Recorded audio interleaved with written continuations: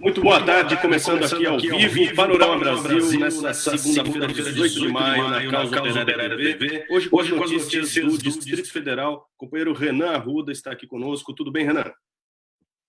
Boa tarde, Rafael. Boa tarde aí os companheiros que estão acompanhando a gente nesse Panorama Brasil. Tudo bem?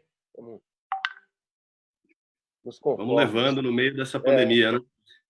Bom, o tema central hoje é a crise no DF, né? A crise no sistema prisional é a maior em todo o país, a maior concentração de presos doentes no país, e isso daí já está se refletindo diretamente no aparato de repressão. Vamos falar disso daí, mas antes vamos falar dos interesses econômicos da burguesia, né, que está pouco se importando aí com o povo morrendo nas cadeias. Diz aí que o presidente do Sindivarejista afirmou que o comércio no Distrito Federal deixou de faturar mais de 400 milhões de reais com a pandemia. É por isso que eles também estão abrindo aí, decidiram a reabertura escalonada das lojas a partir de hoje, Renan. Exatamente, Rafael. Já desde a semana, há cerca de 15 dias, né, está ocorrendo aí uma disputa aí, entre aspas, né, entre o executivo e o judiciário. O governo daqui, né, o Ibanez, ele publicou aí uma medida para a reabertura do comércio, e isso aí foi barrado aqui por uma juíza e virou em torno aí de uma semana de polêmica a esse respeito, mas finalmente, né, como era de se esperar e como é a vontade maior aí do capital, a previsão é que no dia de hoje, né, tenha se consumado a reabertura do comércio no DF. Essa reabertura ela está sendo feita de uma maneira, da maneira como estão dizendo aqui, né, por setorial, não seria uma abertura 100%, mas a expectativa aí do próprio sindicato dos patrões aí, né, o Sindivarejista, é que até a próxima sexta-feira as lojas dos shopping centers já estejam reabertas, né? É interessante, uma entrevista que ele deu aqui para uma coluna do jornal aqui do Distrito Federal, Correio Brasiliense, porque ele dá alguns dados que são interessantes, mas particularmente no que diz, você já citou aí o problema das perdas, né? Tem um momento que teria deixado de faturar. Também coloca o seguinte, que isso no Brasil, né, já são 550 bilhões, né? Apenas no começo é o seguinte, né, que isso aí, ele está, obviamente, procura não ser tão pessimista assim, embora a matéria dele aponte que ele está bem, assim, abalado com toda a situação, né? Mas ele está considerando, vamos dizer assim, essas perdas até esse momento. Não sei, provavelmente os patamares aqui que eles estão trabalhando aqui devam ocorrer até o mês de abril, né? Quer dizer, seria o impacto do coronavírus sobre a economia nos meses de março e abril, né? Acredito eu. E isso já estaria nessa ordem, né? O problema é que ele está considerando que a partir de agora, vamos dizer assim, haveria uma reversão, embora gradativa, haveria uma reversão. Acho que isso aí é pouco provável que ocorra, né? Acho que por dois motivos. Primeiro, ele mesmo admite aí que a procura inicial aí pelo comércio vai ser baixa. Em segundo lugar, e o principal, é que, na verdade, né, Brasília tem uma certa diferença com relação a... Porque aqui é um setor muito... Aqui a indústria é muito pequena, né? Então, o setor do comércio é que é o setor fundamental aqui da economia. A indústria aqui está muito concentrada na construção civil, né? Então, nós estamos, na verdade, uma questão que eles procuram omitir, o próprio governo está procurando omitir, criando uma fantasia, mascarando toda a situação, que é a respeito desse problema de se utilizar máscara, né, para poder... Agora é obrigatório aqui no DF, multa de 2.000 caso a pessoa seja pega sem máscara, esse tipo de coisa. Mas, enfim, é o fato de que a gente não entrou no pico da pandemia no DF, né? Nós estamos com talvez os primeiros sintomas tenham começado a ser sentidos de que a escalada do vírus aqui, como no país todo aí de conjunto, né, está entrando assim, vamos dizer assim, nós estamos entrando numa etapa, vamos dizer assim, até mesmo pré-pico, né? E isso aí não vai, obviamente, arrefecer, não vai. Pelo contrário, o problema, em geral, o que poderia se dizer é que a tendência da economia é que se agrave. Então, esses números aqui, né, se eles correspondem mesmo aos meses de março e abril, né, isso aqui poderia dizer que, pelo menos, no mínimo, triplicar, né? A gente considerar um período mais longo aí para frente, né? Acho que essa que é a realidade. Multa de R$ 2.000 para quem sair sem máscara é tentar compensar a falência aí de 2 meses de isolamento social, de fechamento do comércio, arrancando dinheiro do bolso da população, né? Até porque, você mesmo mencionou, a situação em Brasília não é de uma alta concentração da classe operária industrial, você tem de serviços, o comércio, né? Principalmente aí como os impulsionadores da economia. Agora, há ainda um movimento grande de pessoas, como se pode ver em outras capitais, apesar do isolamento, apesar do fechamento das empresas. Qual é o nível de isolamento efetivo? Em São Paulo, por exemplo, só para dar um número, em São Paulo, o governo disse que o nível de isolamento não chegou a 50% na última semana, depois que eles adotaram, aqui na capital paulista, o chamado rodízio radical, né? Metade da frota não podia circular num dia, metade não pode circular no outro. Aí eles verificaram que essa medida drástica não implicou aí num aumento do isolamento, né? Apenas teria oscilado aí coisa de 2%, quer dizer, um número irrisório, desistiram da medida. Mas a multa era de R$ 130 para quem descumprisse. Agora, com essa ameaça de R$ 2.000 para quem sair na rua sem máscara, parece que eles estão tentando conter assim uma horda de pessoas andando para lá e para cá sem máscara no Distrito Federal. É isso que está acontecendo ou é por oportunismo aí para tentar esfolar a população no meio dessa crise? Eu acho que tem um pouco de tudo, Rafael. Obviamente, tem um lado repressivo, né? Eu acho que isso aí é uma medida para... Ou seja, você não é o problema de você... Porque é lógico, se você está colocando todo mundo na rua, todo mundo está apto a transitar em tudo quanto é lugar, ou seja, na verdade é uma medida que o governo está procurando fazer já para preparar um momento seguinte, que fazer com que as pessoas trabalhem, mas com que as pessoas não se rebelem diante da situação e do caos que vai estar colocado aí pela frente. Então, essa medida das máscaras, eu acho que tem a ver com isso. Tem a ver, obviamente, com o dinheiro, né? A diminuição da circulação de carro também diminuiu muitas multas aí do trânsito, né? A arrecadação do Estado diminuiu, então é uma maneira também de você penalizar a população e impor, né?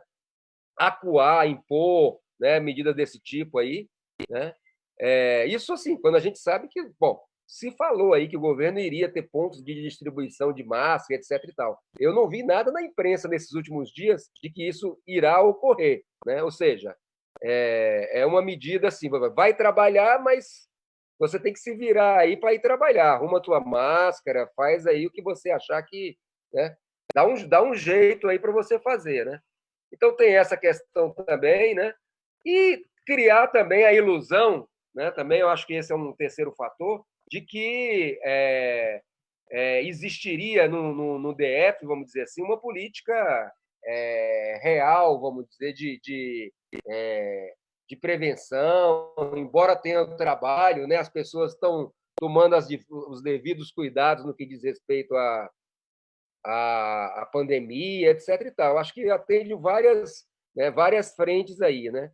Então, isso aí vai mais essa última questão, mas, logicamente, não vai no sentido da propaganda do governo, no sentido de dizer que está fazendo alguma coisa. Não é que ele já, desde a última reunião que ele teve com o Bolsonaro, ele se colocou como o carro-chefe nacionalmente da reabertura do tipo de acordo com conforme acordado com o Bolsonaro, né?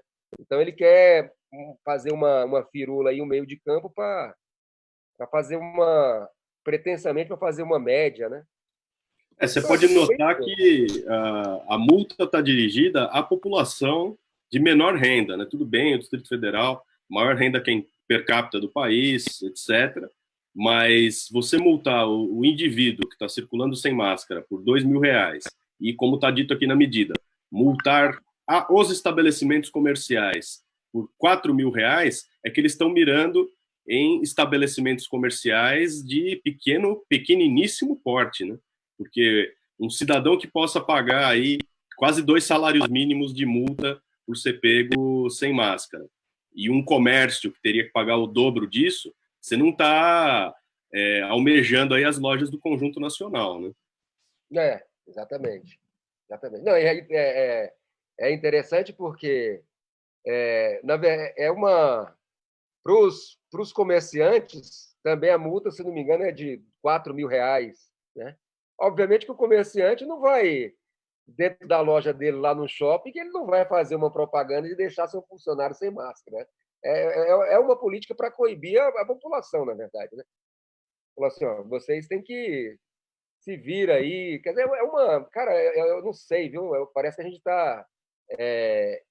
Nós fazíamos uma reunião ontem, discutia esse problema aí, o pessoal estava colocando, né? É uma situação assim, né, que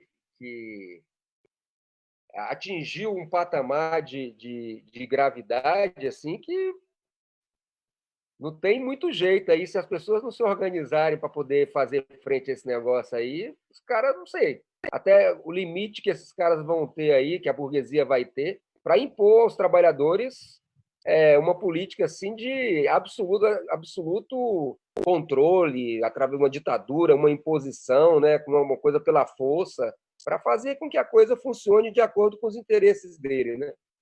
Sob esse manto aí de que isso aí seria uma política de combate à própria epidemia, né? Uma escalada da repressão, né? Muito grande. E acho que nós vamos assistir isso aí também no próximo período. Tem essa questão dos lockouts, dos lockdowns, né? Já tem várias cidades que estão sobre essa situação, inclusive com a intervenção do Exército, né? Então, é uma situação grave mesmo. Não, com certeza vamos ver muito mais do que isso. Falando no sistema prisional, justamente ocorreu de ontem para hoje uma tentativa de fuga na Papuda. Presos tentaram aí quebrar cadeados das suas celas e foram detidos, segundo a imprensa aqui, por servidores. Que eu queria que o companheiro juntasse isso daqui às informações que a gente vem discutindo até agora, e os números atualizados. Lembrando que na semana passada se realizou um ato aí em Brasília, justamente pedindo melhores condições para os presos, a volta do direito às visitas, né? Com certeza aqui quem tentou escapar está sendo acusado, né, pela imprensa burguesa aqui de serem membros de facções criminosas do primeiro comando da capital e do Comando Vermelho, veja só. Mas a grande realidade é que o pessoal está aí há 2 meses sem receber visita, sem receber notícias, sem receber os seus o que os seus familiares levam lá, dinheiro, comida, materiais de limpeza, materiais de higiene pessoal. Então, o que ocasionou essa fuga está mais ou menos claro. Agora, como é que a gente relaciona isso com um problema de conjunto no sistema penitenciário, com a crise no sistema penitenciário, que é a maior em todo o país, é a maior em todas as cadeias do país? Renan. Rafael, a situação aqui está escalando, né? Quando a gente começou a noticiar esse problema dos presídios aqui, o nível de contaminação girava em torno aí de 100 pessoas, incluindo presos, né, e agentes penitenciários. Hoje, isso já está na ordem de 700 e... Deixa eu confirmar exatamente aqui os dados, porque eles são gigantescos.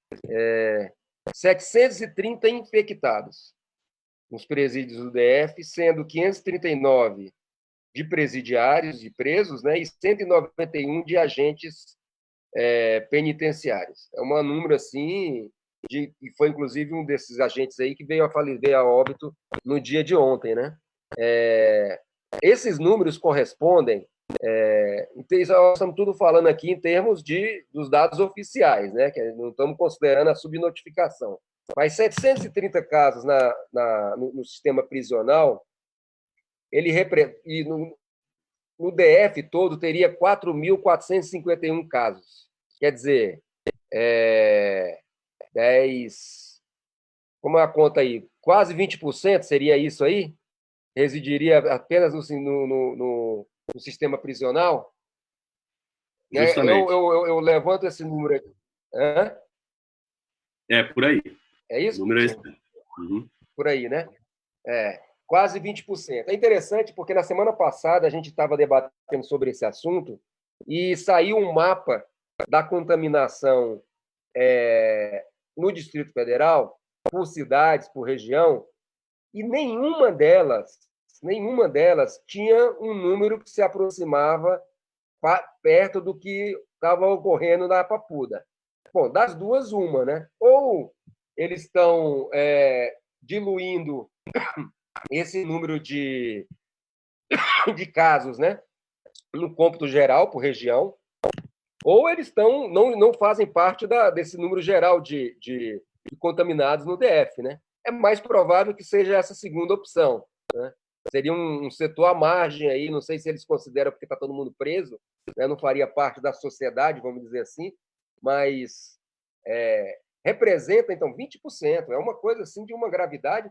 É óbvio que numa situação dessa de desespero, você pega o caso da Papuda, a gente também tem frisado aqui, são 16 mil presos, né, para uma capacidade que vai de 7.900. Quer dizer, tem mais do dobro de pessoas. Nós recebemos relatos, né, vimos nas redes sociais das famílias dos presos, de presos que saíram aí da penitenciária, relatando o verdadeiro horror que está dentro da penitenciária, várias pessoas contaminadas ou não, juntas no mesmo ambiente, da mesma cela, porque, inclusive, essa questão, não existe teste massivo dentro da prisão, eles estão testando aquelas pessoas que apresentam sintomas, né?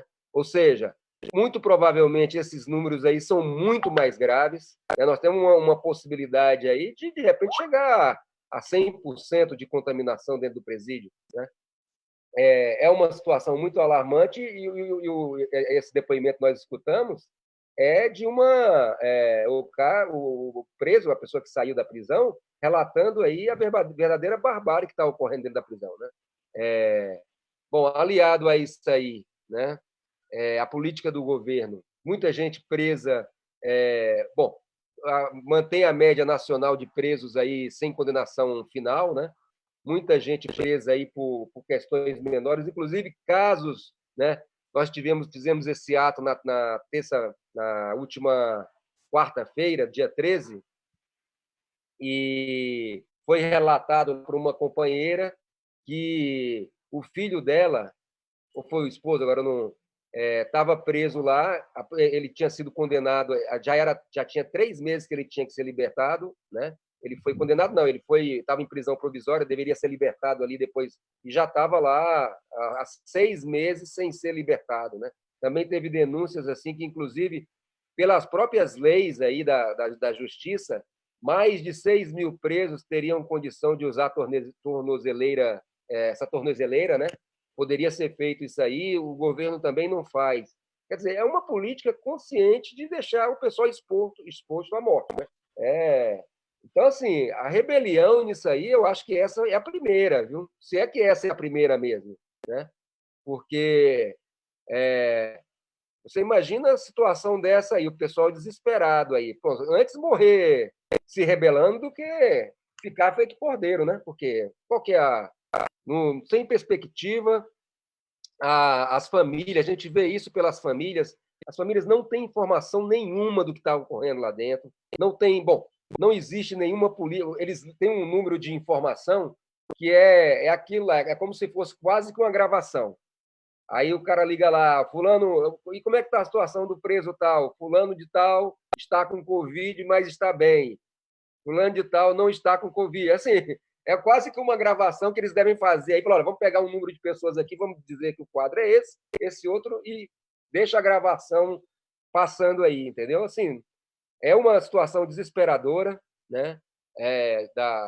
E assim, Nós né? temos, Renan, nós temos aqui um depoimento, não é isso? Para a Isso. gente ouvir. Vamos colocar no ar, produção, e a gente já comenta em cima disso? Você tá certo mesmo. É toda dúvida da gente. Que a gente não sabe mais nem o que fazer, meu Deus. Nem mais. A gente luta de um lado, luta do outro e nada consegue. Dói demais. Nós temos que saber o que fazer pelos nossos. Cada dia passa e nada resolve. Nada é feito, nada está resolvido. Nada. Eu sei mesmo que eu não sei mais nem o que falar. A gente vai na luta, a gente vai fazer alguma coisa e nada está sendo resolvido. A não ser essas cobal que nós conseguimos aí. Nossas companheiras conseguiu, né, entregar o dinheiro e a cobal e o resto. Como é que não fazer? Isso aí, vocês ouviram, Renan? Esse foi o depoimento de quem?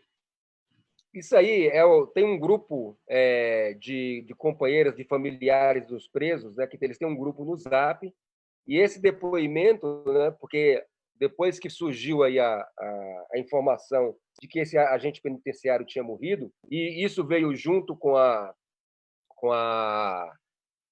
notícia da rebelião, né, da tentativa de fuga, né, então isso aí causou um pânico dentro do grupo, né?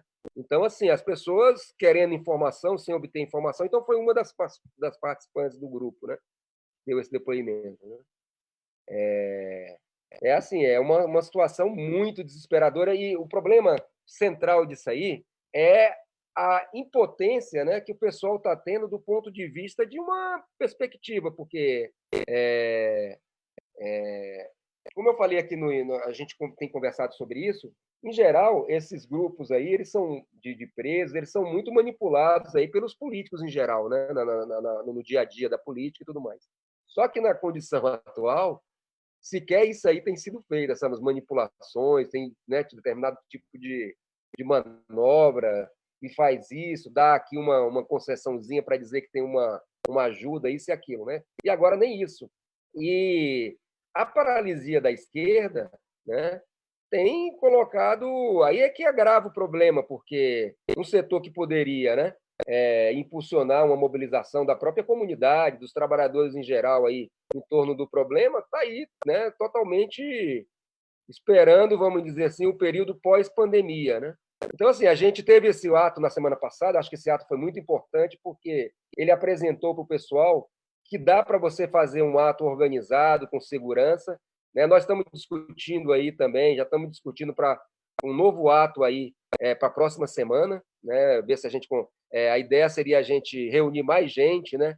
Procurar ver se a gente não consegue de fazer reuniões para poder atrair mais familiares de presos, porque a única maneira, né, por mais que você procure esse ou aquele órgão, você entregue esse ou aquele documento aqui ou acolá, o que pode, de fato, ser significativo é a mobilização popular, porque isso apresenta uma...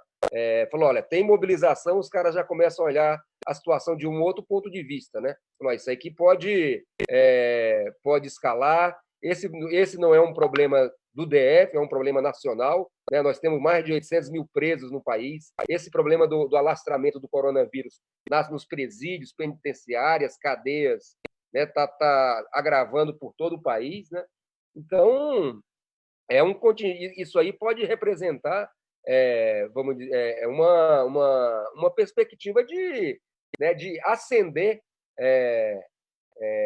vamos dizer, o pavio em outros lugares do país, né? Porque aí assim, eu acho que, né, essa que é a questão que como deveria ser tratado o problema, né? Ver como que os setores que estão aí na luta, estão mobilizando, pode ajudar esse pessoal, né? No sentido deles organizarem aí, a gente está junto com eles aí, organizar novos atos.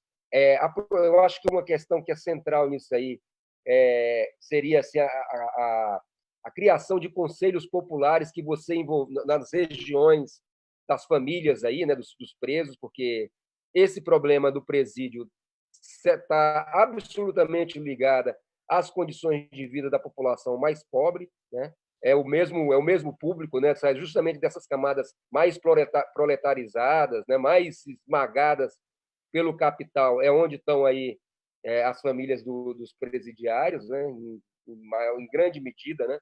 Então, assim, você casar uma luta que você vincule a própria reivindicação em torno das famílias dos presidiários com as necessidades nessas regiões aí da periferia aí do Distrito Federal. Ok, justamente. Bom, nosso tempo acabou. Só queria registrar aqui, sem comentários, mais duas notas aí relacionadas à crise no sistema prisional, né? Além da morte do policial que já estava internado no Hospital Regional da Asa Norte há mais de um mês, o policial do sistema carcerário, né? Isso daí ocorreu ontem. Hoje foi divulgado aqui pelo jornal Metrópolis que o Distrito Federal tem pelo menos 96 militares das Forças Armadas diagnosticados com o coronavírus. E a unidade de elite da Polícia Militar do Distrito Federal, aquela que lida com multidões, ou seja, aquela que vai ter que se enfrentar quando o povo sair na rua, né, dizendo basta de ditadura, está infectado, estão aí com 5 militares, 5 policiais do batalhão do policiamento de choque infectados, contaminados pelo coronavírus. E a matéria deixa aqui apenas numa frase na chamada aqui, dizendo: eles dividiam alojamento e equipamentos com colegas. Então, pode vir aí uma boa e uma má notícia. Uma notícia é que seres humanos vão morrer, né? Meio que óbvio. A boa notícia é que o aparato de repressão vai se enfraquecer. Vão ter que colocar aí outras pessoas para tapar o buraco dessa tropa de elite aí de enfrentamento com a população. Muito bem, estamos encerrando o Panorama Brasil. Obrigado, Renan. Nosso tempo acabou. Amanhã a gente volta no 12h15 e você vê agora, em primeira mão, a nova vinheta do Panorama Brasil, vinheta exclusiva. Estamos aí de cara nova. É isso aí, amanhã tem mais. Um abraço e até lá.